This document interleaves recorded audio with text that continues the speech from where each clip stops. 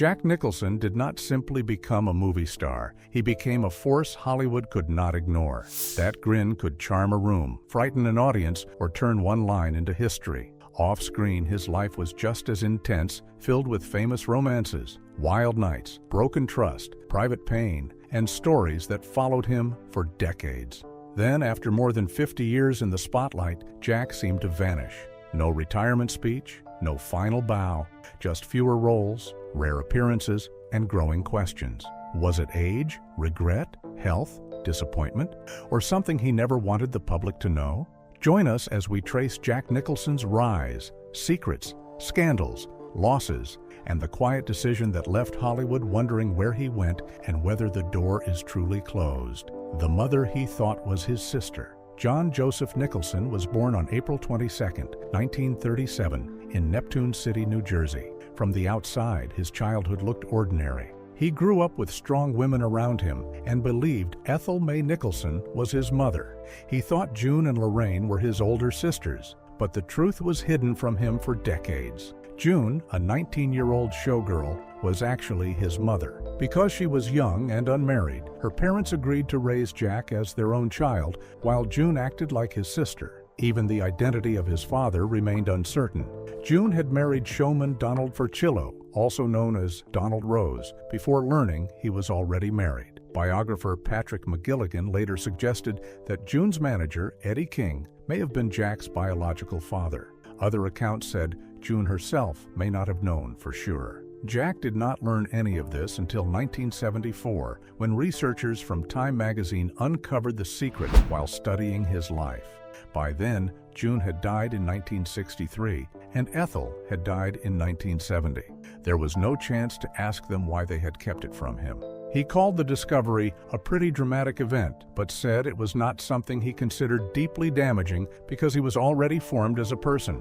Years later, he even said he was impressed that the women had managed to protect the secret for so long. Still, the revelation forced him to rethink the family story he had believed since childhood. Jack later described the women who raised him as independent and strong, especially for their time. He did not publicly attack them for what they had done. Yet the story became one of the most surprising family secrets in Hollywood history. Some writers later connected that family deception to his guarded nature, although Jack himself never treated it as the single answer to who he became. Decades before the wild parties, romances, and Oscars, Jack had already learned that a normal-looking life could hide something completely different underneath. The class clown Hollywood kept rejecting. Long before Time uncovered that secret, Jack grew up in Neptune City before his family moved to Spring Lake, New Jersey. Friends called him Nick, and at Manasquan High School, he became known for trouble. His classmates voted him class clown in 1954. He spent an entire school year in detention, showing the humor and rebellion later seen in many characters. The school named a theater and drama award in his honor. California entered his life earlier. At 13, he visited June there, still believing she was his sister. He later worked at MGM's cartoon studio around William Hanna and Joseph Barbera.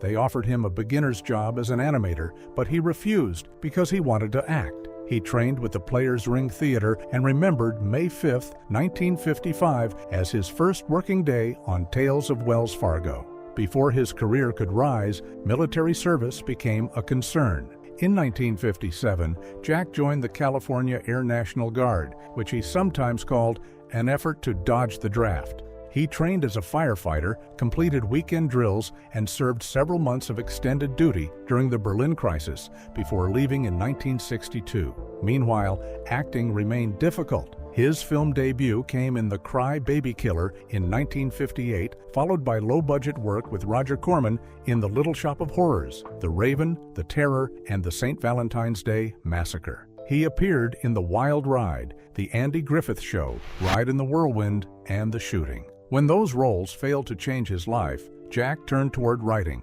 He wrote The Trip for Peter Fonda and Dennis Hopper, and co-wrote Head for the Monkees. Then Rip Torn left Easy Rider after fighting with Hopper, and Jack inherited the role of alcoholic lawyer George Hansen. The film cost about $400,000 and earned around $60 million. Jack received his first Oscar nomination and became a counterculture hero almost overnight.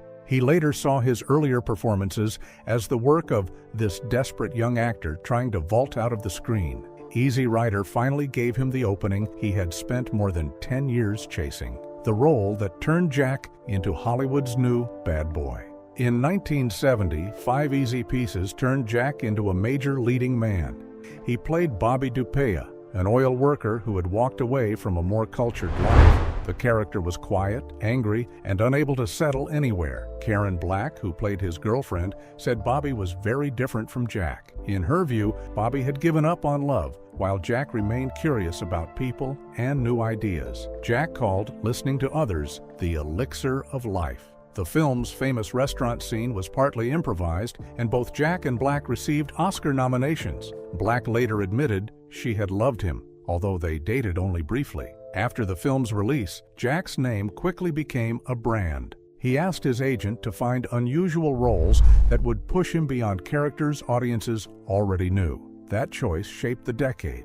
Carnal Knowledge brought another Golden Globe nomination and a lasting friendship with Art Garfunkel. The Last Detail earned him Best Actor at Cannes and another Oscar nomination. Roger Ebert said Jack created such a complete character that viewers stopped thinking about the film and simply waited to see what he would do next. Then came Chinatown in 1974. As private detective Jake Gittes, Jack was sharp, charming, aggressive, and dangerous. The role connected him to the screen tradition of Humphrey Bogart while giving him a style that felt completely his own. 1 year later, One Flew Over the Cuckoo's Nest pushed him even higher. As Randall McMurphy, he challenged control inside a mental hospital and inspired the other patients. Director Milos Forman allowed him to improvise, even though they often disagreed. The film won 5 major Oscars, including Jack's first Best Actor award. After years of being overlooked, he was now the performer others had to chase. But fame was only one part of the story. The roles ahead were becoming darker, stranger, and far more daring. The darker Jack went, the bigger he became. Jack kept choosing risky parts. In The Passenger, in 1975, he played a tired journalist who takes the identity of a dead man and tries to disappear. The identity brings more danger than freedom because the dead man dealt weapons. Jack began the film with an unfinished script, yet admired the results so much that he bought its world rights. He also took a small role in The Last Tycoon and accepted the Missouri Breaks, mainly because it gave him the chance to work with Marlon Brando. Jack had watched On the Waterfront about 40 times and called Brando the patron saint of actors. Although people did not always describe Nicholson as a method actor, he said that was proof he was still fooling them. His own work was deeply studied, even when it looked wild and natural.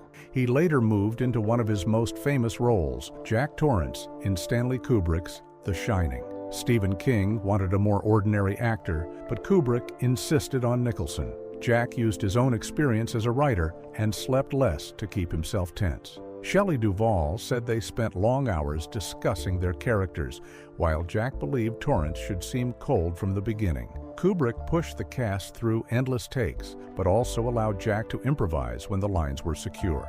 "Here's Johnny," came from Nicholson, not the original script. One scene with the bartender took 36 takes. Jack said Kubrick might shoot a moment 50 times, and an actor had to stay good every time. In The Border, director Tony Richardson asked him to hold back and prove that less could be more. Then Terms of Endearment gave Jack his second Oscar. His retired astronaut, Garrett Breedlove, mixed humor, romance, selfishness, and warmth. He and Shirley MacLaine kept testing different versions of their scenes until they found the right spark. Through the 1980s, he moved between Reds, Prezi's Honor, Heartburn, The Witches of Eastwick, Broadcast News, and Ironweed. He earned more Oscar nominations, but his biggest transformation was still ahead. Away from acting, another dream kept pulling him elsewhere, the director and the biggest payoff. At the same time, Jack was trying to build a second career as a director. In 1971, he directed Drive, He Said. Its open sexual content caused anger at Cannes, and the film failed commercially. He tried again in 1978 with Goin' South, acting in the Western comedy while also directing it. That movie struggled too. Jack joked that talking about his directing led to either a fist fight or a heart attack, but he still believed he could make unusual films shaped by his own taste. His acting career, however, kept moving higher. In 1989, he played the Joker in Tim Burton's Batman. Michael Keaton had the title role, yet Jack often became the center of attention. He called the performance a piece of pop art, and his deal reportedly earned him between $60 and $90 million through a share of the box office. The role turned his grin into something audiences around the world could recognize. In 1990, Jack returned to directing with The Two Jakes, a sequel to Chinatown. Production problems hurt the film, and it could not match the original. After that, he mostly gave up the directing career he had once wanted. His acting power remained clear in A Few Good Men in 1992. As Colonel Nathan Jessup, he dominated the screen and earned his 10th Oscar nomination. Director Rob Reiner said Jack arrived ready to give everything, forcing the rest of the cast to raise their level. That same year, but Nicholson remained difficult to ignore. Another dream still troubled him. He owned rights connected to a story about Napoleon and spent years trying to make a film about the French leader. In 1995, he called that failure perhaps the greatest frustration of his career. "I can't tell you how much I would like to make a movie about him," he said, "and how maddening it is not to be able to." His biggest unfinished dream remained behind the camera, but his real-life temper was about to create a far more damaging story when his on-screen rage became real. On February 8, 1994, Jack's anger erupted during a traffic dispute. Robert Blank said Jack approached his Mercedes at a red light and accused him of cutting him off. Jack then used a golf club to smash the roof and windshield. A witness supported Blank's account, and misdemeanor assault and vandalism charges followed. Prosecutors said Jack first hit the car, then swung toward Blank's face and struck the windshield, causing minor cuts from flying glass. Jack admitted damaging the vehicle. His lawyer said he was under pressure from filming and had recently lost a close friend. Jack later called it a shameful incident in my life and said he had gone out of my mind. Reports disagreed over the club, but Jack later said he had chosen a 2-iron, one he never used while playing. The charges were dropped after an apology and a settlement. One report placed the payment at $500,000. Prosecutors opposed the dismissal because they believed the attack deserved prosecution. Jack's lawyer argued that his fame had caused harsher treatment, while prosecutors worried the public might think he received special treatment. The case ended, but the story stayed with him. His career survived. In 1996, Mars Attacks failed despite Jack playing 2 roles. 1 year later, As Good as It Gets brought one of his greatest victories. He played Melvin Udall, a cruel but funny novelist living with obsessive-compulsive disorder. Helen Hunt said he treated her like a queen, and their chemistry helped make the film a success. It earned more than $300 million, and Jack won his 3rd Oscar. His temper surfaced publicly again in 2003 through his courtside passion for the Lakers. He had held season tickets since 1970 and often argued with officials and opposing players. During a playoff game, he nearly got thrown out after shouting about a foul on Shaquille O'Neal. The timing was striking because anger management had just been released. The road rage case had not ended his career, but it showed that the explosive side audiences enjoyed on screen could become real away from the cameras. Drugs, stars, and secrets on Bad Boy Drive.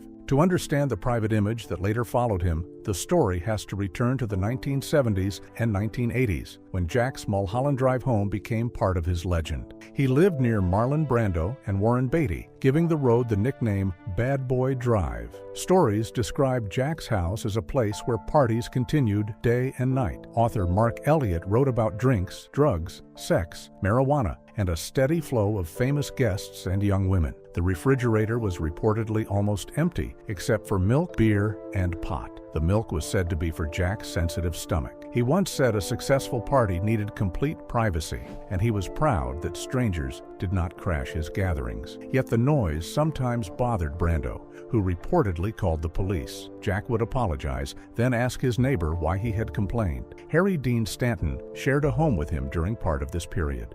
Elliott wrote that while other rooms were loud, Jack could often be found alone in a bedroom, working hard on a screenplay. The party animal and the serious writer lived in the same man. Jack openly discussed marijuana, telling people in 1980 that he used it about 4 days a week. He said he did not tell others what to do, but refused to pretend drug use was not happening. Anjelica Huston later described him as a regular cocaine user, though she said he did not take huge amounts. In her view, he sometimes used it to fight tiredness, almost like strong coffee.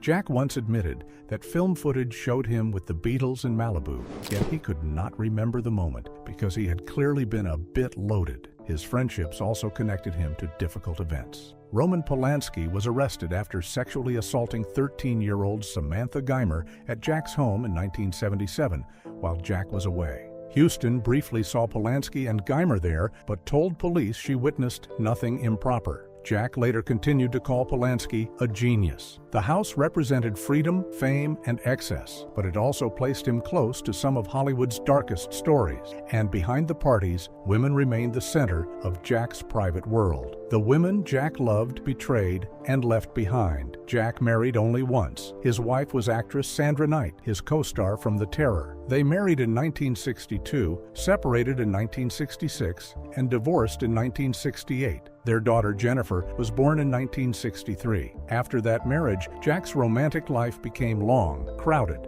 and complicated. He dated singer Michelle Phillips in 1971 and 1972. She was the former wife of his close friend Dennis Hopper and suffered a miscarriage during their relationship. His longest romance was with Anjelica Huston. They met in 1973 and stayed together on and off until 1990. The relationship survived years of overlap with other women, including Jill St. John and Danish model Winnie Hallman. Jack was linked over the years to Diane Keaton, Candice Bergen, Kelly LeBrock, Janice Dickinson, Kim Basinger, Joni Mitchell, Margaret Trudeau, and others. That list strengthened his image as someone who believed one relationship was never enough. Huston knew he was not faithful, but Rebecca Broussard's pregnancy finally ended the relationship. Jack told Huston, "Someone is having a baby." She stayed calm in front of him, then became furious when she reached home. Broussard and Jack had Lorraine in 1990 and Raymond in 1992 before splitting in 1994. Jack later admitted that being left by Broussard hurt more than people might expect. "You're left, you're abandoned," he said, adding that the pain could last a year no matter what a person did. His public image made him look impossible to wound, but friends said he took a long time to let women truly enter his life. His later relationship with Laura Flynn Boyle began in the late 1990s. They separated in 2000, reunited, and ended things permanently in 2004. He was later linked to Kate Moss and dated Paz de la Huerta in 2006. Gina Davis also recalled how Jack once called and asked, "When is it going to happen?" She used advice from Dustin Hoffman and told him sleeping together could ruin their future screen tension. Jack laughed and asked where she had learned that answer, but that reputation reached beyond romance, touching his children and leading to more serious allegations. The children he loved and the daughter he never claimed. Jack was connected to 6 children with 5 women, but the family story was never simple. He had Jennifer with Sandra Knight. Susan Ann Spack said Caleb, born in 1970, was Jack's biological child. Jack was not convinced, but Caleb later said Nicholson accepted him privately. By 1998, Jack called Caleb his son and praised their relationship. Winnie Hallman had Honey in 1982. Reports named Lou Adler as her biological father. Yet Honey described a normal father-daughter relationship with Jack. Lorraine and Ray came from his relationship with Rebecca Broussard. Tessa Gurin, born in 1994 to Janine Gurin, has said Jack is her biological father and has written about his lack of interest in building a real relationship with her. Jack never acknowledged her. He once said children give life a depth it cannot have without them. He described himself as a father who was always there and gave unconditional love, but also admitted he had not seen enough of Jennifer while building his career. The difference between those words and some of his children's experiences remains deeply uncomfortable today. Even more serious were claims about his treatment of women. Catherine Sheehan alleged that Jack invited her and another woman to his home in 1996, promised each $1,000 for sex, then became angry when payment was requested. She claimed he grabbed her hair, struck her head against the floor, and threw her out. A settlement of about $32,500 was reached. She later sued again, saying brain and vision problems had become worse and that the first settlement could not cover her medical needs. The case was dismissed, and the allegations were never proven at trial. Another claim accused him of damaging a woman's breast implants. Meryl Streep denied a biography's claim that his advances drove her from a hotel room, though she recalled him discussing nude scenes. Cher also said Jack and director George Miller once questioned whether she was too old and not sexy enough for the Witches of Eastwick. Those stories followed him forward, just as age, loss, and a slower career began changing the shape of his life, when age finally began catching up with Jack. As the new century began, Jack remained respected, but his work slowed. In 2001, he received the Stanislavski Award in Moscow for his acting achievements. That year, the pledge cast him as retired detective Jerry Black, who promises to solve a child's murder. Critics praised his quiet pain. After the September 11th attacks, he joined other stars in a television fundraiser. In About Schmidt, he played a man forced to question his life after his wife's death. The restrained role earned major nominations and a Golden Globe. Anger management allowed him to turn his explosive image into comedy beside Adam Sandler. Something's Gotta Give made him an aging playboy who falls for the mother of his younger girlfriend, played by Diane Keaton. The story almost seemed to tease Jack's own reputation. In 2006, The Departed returned him to darkness as Irish mob boss Frank Costello. The part brought another wave of major nominations. The Bucket List followed in 2007, with Jack and Morgan Freeman playing dying men trying to complete their final dreams. Jack visited a hospital to study how cancer patients faced illness. Off-screen, he was also thinking more about age. He said he remained wild at heart but had struck biogravity. He admitted that losing his old power over women made him sad. Deaths of friends created what he called a constant sense of loss. Hunter S. Thompson died in 2005, and Jack joined Johnny Depp, John Cusack, and Sean Penn at the private memorial. He had also been close to producer Robert Evans and helped friends buy back Evans's home after a drug case cost him the property. Brando died in 2004, and Jack bought his ruined bungalow for more than $6 million before having it torn down because mold made restoration too expensive. In 2010, he returned to director James L. Brooks for How Do You Know? The film had a huge budget, strong stars, and a trusted creative team. Instead, it failed with critics and earned far less than it cost. Nobody knew it then, but Jack Nicholson had just made his final released film. Then Jack Nicholson simply vanished. After How Do You Know, Jack did not announce a retirement. He simply stopped taking roles.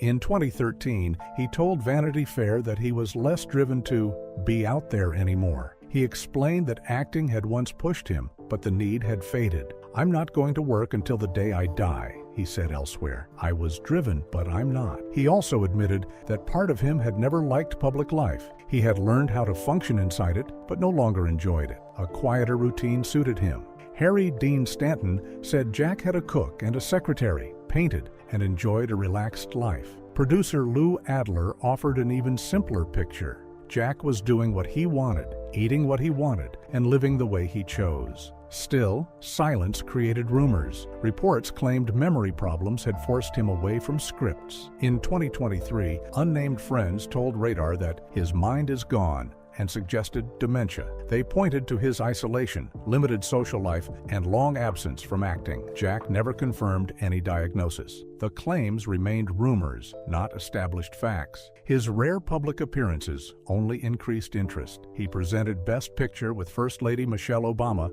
in 2013. He appeared at Saturday Night Live's 40th anniversary in 2015 and later spoke about his friendship with Muhammad Ali after the boxer's death. A possible return arrived in 2017 through an English-language remake of Tony Erdmann with Kristen Wiig, but the project was dropped.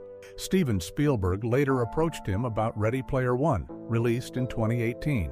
Mike Flanagan then said Jack politely refused a cameo in Dr. Sleep, released in 2019. Away from movies, his Lakers attendance faded by 2021. He gave a rare interview after Kobe Bryant's death in 2020 and returned courtside for a playoff game in 2023, his first appearance there in nearly 2 years. Photographs of him at home became global news, showing how much attention even one rare sighting could create. The world saw an aging man and filled the silence with fear. Jack, however, had already said that being alone was not the same as being lonely. Is Jack Nicholson quietly planning one last role? Jack's public life became smaller, but he never disappeared completely. On February 16, 2025, he made a rare appearance during Saturday Night Live's 50th anniversary and introduced Adam Sandler, who performed a tribute to the show. The moment was brief, yet it proved that one smile and one familiar voice could still bring back the Jack Nicholson people remembered. By 2026, How Do You Know